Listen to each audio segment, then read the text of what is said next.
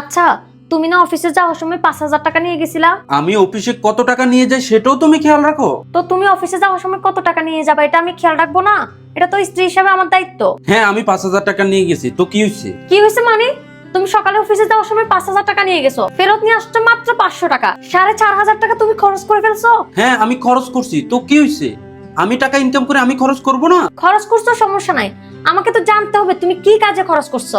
আচ্ছা, সমস্যা কি তোমার? কোথায় আমি অফিস থেকে আসছি, ফ্রেশ হবো, খাবার বাইরে দিবা, সেটা না করে আমার টাকার হিসাব চাইতেছো। আমি অফিসে 500 টাকা নিয়ে যাব না 5,000 টাকা নিয়ে যাব না 5 লাখ টাকা নিয়ে যাব, সেটা আমার ব্যাপার, তোমার কি? আমার কোনো সমস্যা নাই, কিন্তু সংসারের সব হিসাব তো আমাকে রাখতে হয়, এগুলো তো আমার দায়িত্বের ভিতরে পড়ে। আচ্ছা, তুমি আমাকে একটা কথা বলো তো, তুমি চাইছো পাওনি এরকম কি হয়েছে কখনো? তুমি আমার কাছে যা চাচ্ছ তাই তো পাচ্ছ, তাহলে তোমার সমস্যাটা কি?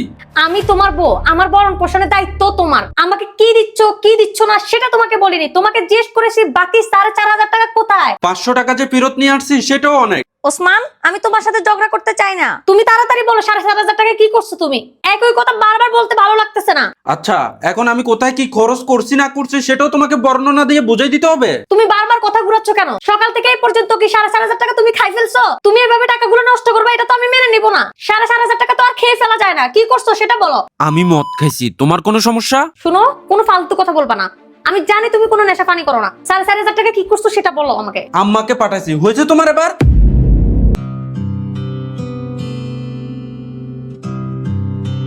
কি বলছো তুমি? তুমি তোমার মাকে আজকেও টাকা পাঠাইছো? কি এমন দরকার পড়ছো না 2 দিন পর পর টাকা পাঠানো লাগে? আম্মুর ওষুধ কিনতে হবে, আর ওনার রুমের ফ্যানটা নাকি নষ্ট হয়ে গেছে, সেজন্য টাকা লাগছে, সেজন্য দিছিলাম। ওনার কি মাসে 17 বার ওষুধ কিনা লাগে? আর